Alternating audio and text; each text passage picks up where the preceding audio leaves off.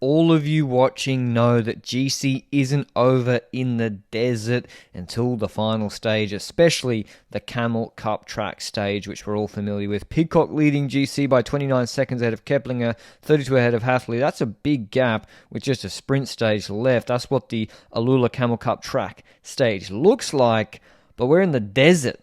The name suggests it. We are in camel country. They race camels on this track, and the wind is blowing. And if there's one man who it's appropriate that there's shots of him looking wistfully at the camels racing, it's Tim Merlier, who doesn't stop winning in the desert. He's even saying, "Yeah, in another life, would have liked to be a camel. I win, and I don't need to drink water." And Tom Pidcock, can he hold that lead? He just needs to avoid any echelons. The camels start racing when they're in the neutral zone, and it's nervous. Dunbar's on the front, Lapinch is there. Alan Hathley is the leader for GC for Jayco at the moment in the podium spot. I'm in an airport and a baby started crying behind me, but we persevere. Left-hand turn. And everyone's nervous. Look, the peloton's just taken 35 seconds out of the breakaway, Q365, because you don't know what the wind direction's like. You don't know if it's strong enough. You better just be in front position when they actually change direction. And then they're like, no real crosswind. Chill out again, the brake goes out again, and then you got to do it all over again for the next corner. So these aren't technical entries like when you go through the north of France villages and then out of them, but actually I think this is through AlUla or around that area. There's some protection, but then they turn right here, and this is where Jayco, they're too deep. If you were in the last half of the peloton here, it's all over for you. Terangana were at the back, and I think I see two Jayco jerseys deep. And when they turn right, UnoX absolutely launch it. DSM were in good position, as well as most of Total.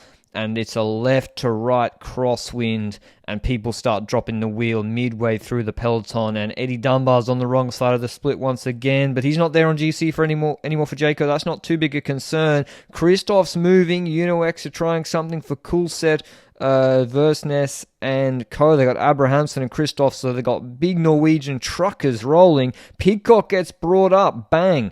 Teammate brings him up. You don't want to be in the last half of this echelon when riders are dropping the wheel ahead of you. If you're not moving up, you're basically risking moving backwards. And here's a second echelon. Kepling is there. Second on GC's there, third on GC's there. Hathley, huge ramifications for GC. We're close to the finish too. We're close. Only 26Ks. There's not a lot of time to come back. Panic stations. The front looks like it stalls a bit. UnoX is struggling to get organised. It's down to 8 seconds.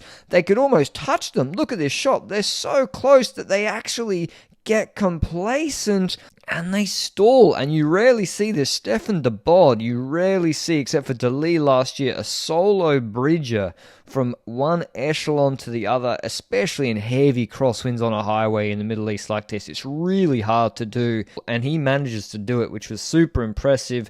Saves some GC positions, but Keplinger, because he was already pulling, he can't do that. Quickstep have got Merlier ahead, they're not going to pull.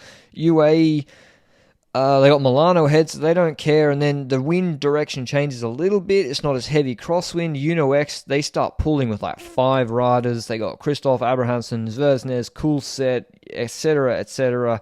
And the gap goes from 10 seconds. As I said, it was down to 8 or 7 seconds. And it goes out to like 25, 30 seconds with even the GC boys like Coolset in the white jersey starting to pull. So Pidcock made it. Happy days for him. Him and Q365 were alive to it. You just had to be in good position for that corner. And that's what Q365 did. They kept him out of trouble. Even though he's not a big rider, but he was always there in the crosswinds this week. And now we're coming into the sprint. Groenewegen, Jayco didn't drop riders back for Hathley because they still wanted to support Groenewegen in the sprint. Would that be worth it? We've got Tim Merlier here, who's won 2 stages comfortably, announced in a reduced group after some crosswinds. Surely he's even the heavier favourite. Pidcock does the lead out for Moschetti, the Italian sprinter on Q365, who's good on absolutely pancake flat stages, and it's in a line. Merlier's found the wheel of Groenewegen, who's got the lead out. It's looking good. 1,800 metres to go, and the speed goes crazy high. We get some fantastic shots from the motorbike of the speeds they're going. 70 k's an hour. Groenewegen finds the wheel of Milano, and here, 1k to go. Merlier is too deep.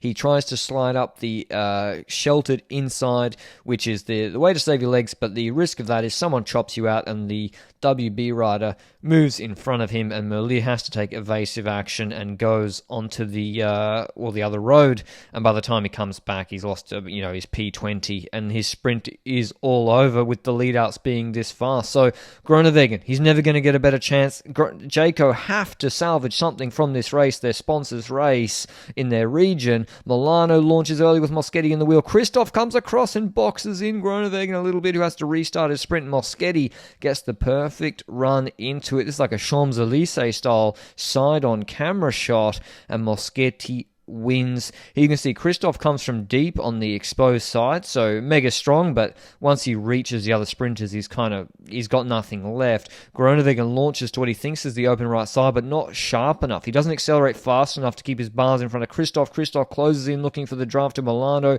Moschetti slides in. He gets the perfect slingshot past a tired Christoph out of the drive to Milano. Groenewegen had to restart his sprint, and Moschetti makes it the third stage win for Q365 Cycling and GC for Tom Pidcock, his first ever GC. Moschetti headed Groenewegen in Milano, Christoph Fedorov, Dauphin de Klein, Bruttomesso, Vimars and Mark Brestenger. Here is what Moschetti and Pidcock had to say. It's hard to believe, what a week. And today the main goal was to keep safe Tom. And in the end, I think he paid us for all we did this week for him. And I'm really delighted to thank him and all the team with that victory. To be honest, I'm a bit emotional. It's quite a fairy tale almost, and to see how much it means to these guys, it's incredible. And I think to finish it off like that, it's unbelievable. And like today, how we rode as a team, like I didn't know these guys, any of them at all, before December. And some of them I only met in January. So, and it's still January. No, it's not. It's February the 1st. So, what we already do together, ride together, and how we do it is it's incredible, actually. Yeah, it's a big step in my career, if I'm honest. I think, like the concentration it takes at this level to defend a lead every day. This is only, it's not a World Tour race, it's only 5 days.